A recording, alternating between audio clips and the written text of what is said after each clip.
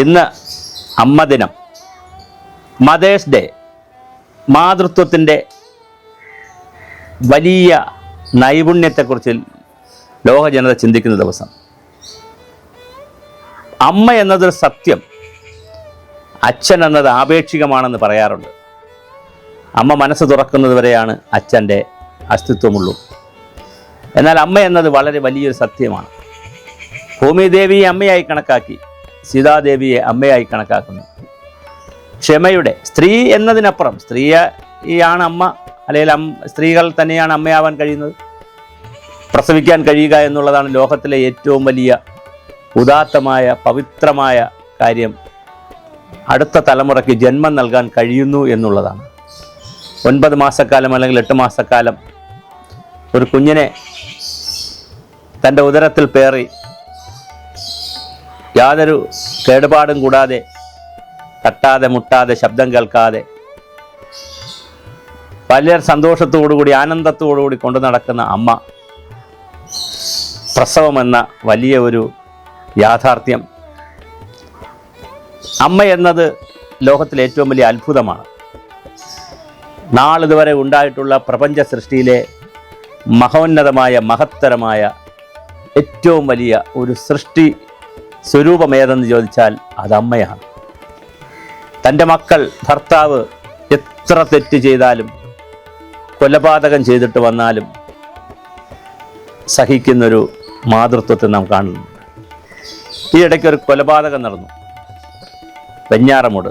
ആ കൊലപാതകം നടത്തി ആ ഉമ്മയെ കൊല്ലാൻ ശ്രമിച്ച മകനെപ്പോലും, ബാക്കി കുറേ അധികം ആളുകളെ കൊന്നു കുടുംബത്തിലെ, എന്നിട്ടും ആ മകനെ ആ ഉമ്മ തള്ളി പറഞ്ഞില്ല അവസാന നിമിഷം വരെ. അവസാനം എല്ലാവരുടെയും നിർബന്ധത്തിന് വഴങ്ങി ചില നടന്ന സംഭവങ്ങൾ പറഞ്ഞു എന്നുള്ളതല്ലാതെ മകനെ തള്ളി പറഞ്ഞില്ല. അതാണ് മാതൃത്വം. മാതാവെന്ന് പറയുന്നത് ഒരു സങ്കല്പമല്ല, ഭൂമിയിലെ ഏറ്റവും വലിയ യാഥാർത്ഥ്യമാണ്. അതൊരു സത്യമാണ്. തൻ്റെ കുഞ്ഞുങ്ങൾ എത്ര തന്നെ വികൃതമായാലും, അംഗപരിമിതമുള്ളവനായാലും, ഏതെല്ലാം രൂപത്തിലുള്ളതായാലും, ഇനി വിരൂപി തന്നെയായാലും, അമ്മയ്ക്ക്, കാക്കയ്ക്ക് തൻ കുഞ്ഞ്, പൊൻകുഞ്ഞ്, എത്ര മനോഹരമായ സങ്കല്പമാണ്, എത്ര മനോഹരമായ യാഥാർത്ഥ്യമാണ്. അതുകൊണ്ടാണ് രാജ്യത്തെയൊക്കെ നമ്മൾ മാതൃരാജ്യമെന്ന് പറയുന്നത്, ദേശത്തെ മാതൃദേശം എന്നൊക്കെ പറയുന്നത് ആ ഒരു വലിയ കാഴ്ചപ്പാടിൽ നിന്നുകൊണ്ടാണ്. അമ്മമാരുടെ കണ്ണുനീരിൻ്റെ അളവ് കൂടുന്ന കാലത്താണ് നാം താമസിക്കുന്നത്. അമ്മ സദനങ്ങളും അമ്മാലയങ്ങളുമൊക്കെ ധാരാളമായി വരുന്നു.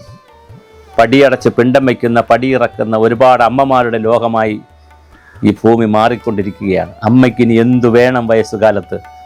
ഒരിക്കൽ ഞാൻ യാത്ര ചെയ്തു പോകുമ്പോൾ എൻ്റെ ഒരു സുഹൃത്തിനെ കാണുകയുണ്ടായി ബസ്സിൽ വെച്ച്.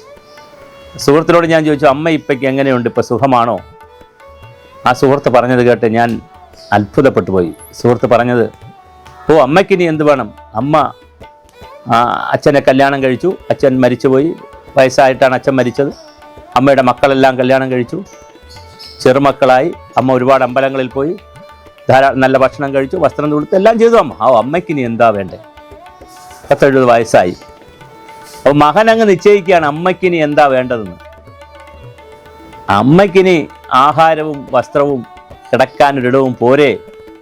കിടക്കാൻ വീടും, കഴിക്കാൻ ആഹാരവും, ഉടുക്കാൻ വസ്ത്രവും, പിന്നെ വല്ലപ്പോഴും ഒരു TV കാണാനുള്ള സംവിധാനവും, ഇടയ്ക്കിടെ കഴിയുമെങ്കിൽ ഒരു ടൂർ കൊണ്ടുപോയി വല്ല ആത്മീയ ക്ഷേത്രങ്ങളിലേക്ക് പോകയാൽ പോരെ എന്ന് ചോദിക്കുന്ന മക്കളുടെ കാലമാണിത്. അമ്മമാർ എന്ത് ചെയ്യണമെന്ന് അമ്മമാരുടെ സുഖസൗകര്യങ്ങൾ മക്കൾ തീരുമാനിക്കുന്ന കാലമാണ്. എല്ലാ മക്കളും മനസ്സിലാക്കുക, മനുഷ്യൻ്റെ മനസ്സിന് പ്രായമില്ല. അമ്മമാർക്കും അമ്മമാരുടേതായ സുഖമുണ്ട്, ദുഃഖമുണ്ട്, സന്തോഷമുണ്ട്, ആനന്ദമുണ്ട്, സൗഹൃദമുണ്ട്, കൂട്ടായ്മയുണ്ട്, പ്രണയമുണ്ട്, എല്ലാം ഉണ്ട് അമ്മമാർക്കും. അതെല്ലാം തിരിച്ചറിയുന്ന കാലത്തിലൂടെ ആയിരിക്കണം നാം പോകേണ്ടത്. ഇന്നത്തെ ദിനത്തിൽ നാം ഓർക്കേണ്ടത്, നമ്മളെല്ലാവരും ഈ ഭൂമിയിൽ വരുന്നതിന് ഒരമ്മ നിദാനമാണ്, കാരണമാണ്. അമ്മയില്ലെങ്കിൽ നാം ഉണ്ടാവുക, ഈ ഭൂമിയിൽ വരിക അത്ര എളുപ്പമല്ല. എത്രയോ അനാഥ കുഞ്ഞുങ്ങൾ, എത്രയോ കുട്ടികൾ ഈ ഭൂമിയിൽ ജീവിക്കുന്നു.